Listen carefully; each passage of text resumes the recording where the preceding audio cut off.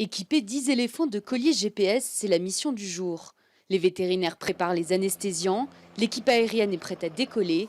Une quinzaine de personnes des autorités de la faune kenyane et de l'association Save the Elephants travaillent ensemble. Pour endormir l'animal, le vétérinaire l'isole de la horde depuis l'hélicoptère et réalise le tir.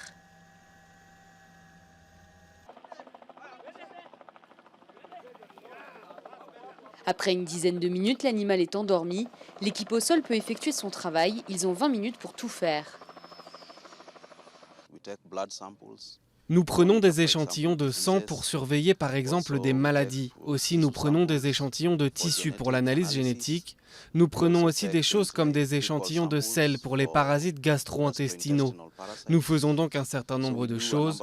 Nous faisons des mesures morphométriques. Nous mesurons les parties du corps pour voir la croissance des éléphants et pour aussi pouvoir comparer avec d'autres zones qui ont un habitat similaire.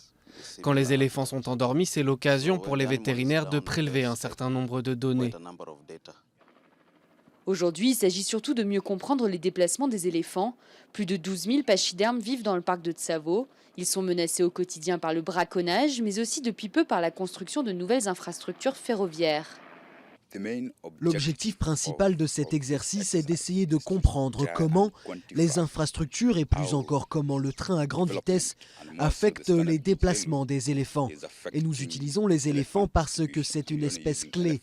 Ensuite, cela va donner une indication sur la façon dont la distribution de la faune est affectée en général. La ligne de chemin de fer reliera Nairobi à Mombasa.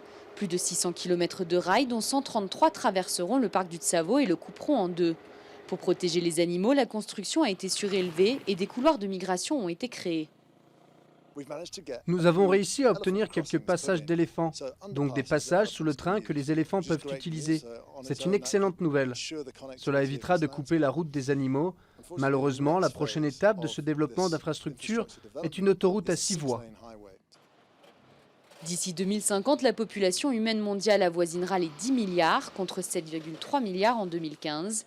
Difficile dans ces conditions de freiner des projets d'infrastructures comme celui-ci.